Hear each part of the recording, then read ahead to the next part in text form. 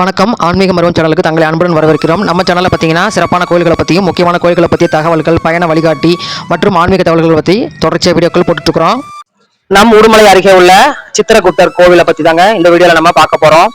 சூரியன் உச்சம் பெறும் மாதமாக சித்திரை மாதம் இருக்குங்க.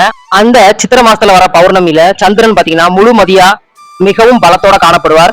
இப்படி ராஜ கிரகங்களான சூரியனும் சந்திரனும் பலம் பெறும் மாதம் அப்படிங்கறதுனாலதான் இந்த சித்திர மாத பௌர்ணமிய சித்ரா பௌர்ணமி அப்படின்னு அழைக்கிறோம். அப்படி ஒரு சித்ரா பௌர்ணமியில அவதரித்தவர் தான் இந்த சித்திரகுப்தர்.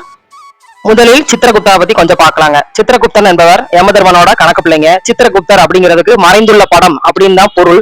இவர் உலக உயிர்களின் பாவ புண்ணியங்களை கணக்கிட்டு யமதர்மன் கிட்ட தருவாருங்க.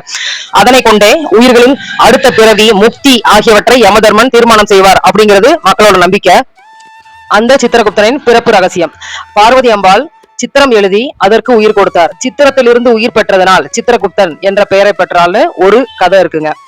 காமதேனுவின் வயிற்றில் உதித்தார் அப்படின்னு இன்னொரு புராணம் சொல்லுது. அதனாலதான் பசும்பால், பசும் தயிர் இவருக்கு அபிஷேகம் நைவேத்தியம் பண்ணக்கூடாது, எருமம்பால் எரும தயிர் தான் அபிஷேகம் பண்ணணும், நைவேத்தியம் செய்யணும் அப்படின்னு சிலர் சொல்றாங்க.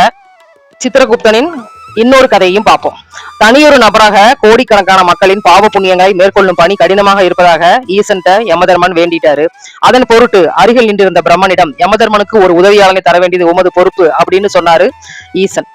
இதனை யமனின் தந்தையான சூரிய பகவானுக்கு தெரிவித்தார் பிரம்மதேவர். அதன் பொருட்டு சூரியன் வானில் சஞ்சரிக்கும் போது எதிரில் பட்ட வானவில்லை 7 வண்ணங்களை ஒருங்கிணைத்து ஒரு பெண்ணாக உருமாற்றி அப்பெண்ணை நீனாதேவி அப்படின்னு பெயரிட்டு அவளோட வாழ்ந்து வந்தார்.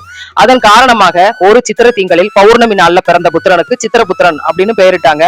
அந்த குழந்தையின் இடக்கையில் ஏடும் வலக்கையில் எழுத்தாணியுமாக அந்த குழந்தை பிறந்தது. இவ்விதம் தோன்றிய சித்திரகுப்தர் காஞ்சியில சிவபெருமான கடுமையா பூஜை பண்ணார். அதன் பயனாக அறிவாற்றலும் எல்லா சித்திகளும் அவருக்கு கிடைச்சது. அந்த கிடைச்ச நம்ம சக்திய சோதிக்க விரும்பின சித்திரகுப்தர் படைப்பு தொல்ல நான் மேற்கொள்றேன் அப்படின்னு சொல்லி ஆரம்பிச்சார். இத பார்த்த பிரம்மா உட்பட அனைவரும் அதிர்ந்து போயிட்டாங்க. அத போய் சூரியன்ட்ட சொன்னாங்க. உடனே சூரியன் தன் மகனிடம், மக்களின் இரவு பகல் என்று பொழுதினை கணக்கிட்டு மக்களின் வாழ்க்கையை நடைமுறைப்படுத்துவது நான், அதே போல நீயும் மக்களின் கணக்கினை அதிலும் பாவ புண்ணியத்தை கணக்கெடுப்பாயாக. படைப்பு தொழில் உனக்கானது அல்ல, அது பிரம்மனோட தொழில் அப்படின்னு சொல்லி அறிவுரை சொன்னார். அந்த அறிவுரையை கேட்ட சித்திரகுப்தன் தன் மனைவியருடன் யமபுரிக்கு புறப்பட்டு அங்கே அமர்ந்து மக்களின் பாவ புண்ணிய கணக்குகளை எந்த தவறும் வராதபடி இப்ப வரைக்கும் கணக்கெடுத்து கொண்டிருக்கிறார் அப்படின்னு நம்பப்படுது. சித்திரகுப்தருக்கு இருக்கிற கோவில்கள் தென்னிந்தியாவில இவருக்காக பல கோவில்கள் இருக்கு. குறிப்பா மிகவும் பிரபலமான காஞ்சிபுரத்துல இருக்கிற சித்திரகுப்தர் கோவில் இருக்குங்க. அங்க சித்திரகுப்தர் யமன் பிரம்மாவோட கடம்பூர் தலை இறைவனை வணங்கும் காட்சியா இடம்பெற்றிருக்கு.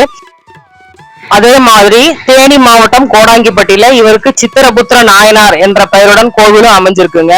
அது மாதிரியே நம்ம உடுமலை பக்கத்துல மடத்தக்குளத்துல இருந்து சாமிநாதபுரம் போற வழியில மேற்கே 1 கிலோமீட்டர்ல ஜிவிஜி நகர் அப்படிங்கிற இடத்துல இந்த சித்திரகுப்தர் கோவில் அமைஞ்சிருக்குங்க.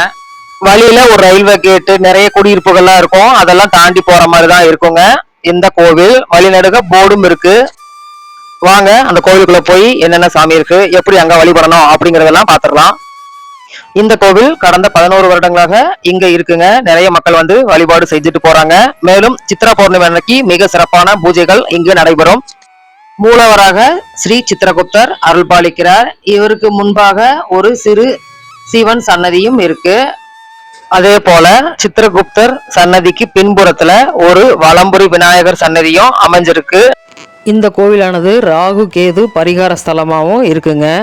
இந்த கோவிலில் வருடந்தோறும் சித்திரை பௌர்ணமி அன்னைக்கு சிறப்பான ஹோமம் நடத்தப்பட்டு சித்திரகுப்தருக்கு அபிஷேகம் செய்து அலங்காரங்கள் செய்து பூஜைகள் சிறப்பாக செய்து வழிபடுவாங்க. மக்களின் பாவ புண்ணிய கணக்குகளை கணக்கிடும் ஸ்ரீ சித்திரகுப்தரை அனைத்து மக்களும் வழிபட்டு அருள் பெறலாங்க. மேலும் சித்திரை மாதம் பிறந்தவர்கள் இந்த நாளில் இவரை வழிபட்டா சிறந்த நிவாரணம் கிடைக்கும்னு நம்பப்படுது. கோவிலுக்கு வர்றவங்க ஒரு நோட்டு பேனா வாங்கிட்டு கொடுத்து நம்மளோட அந்த கணக்கை இனிமேல் ஏதாவது நல்லபடியாக தொடங்கலாம் அப்படின்னு சித்திரகுப்தர்கிட்ட வச்சு வழிபடுவது சிறப்பாக இருக்குங்க. மேலும் 7 தீபமிட்டும் வழிபடுறாங்க. 7 தீபமிட்டு மூலவரை 7 முறை சுற்றி ஓம் சித்திரகுப்தாய நமக என்ற மந்திரத்தை 3 முறை சொல்லி வழிபடுவது சிறப்புங்க. நம் பாவ புண்ணியங்களை கணக்கிடும் ஸ்ரீ சித்திரகுப்தரை நாமும் வழிபட்டு வணங்குவோம்.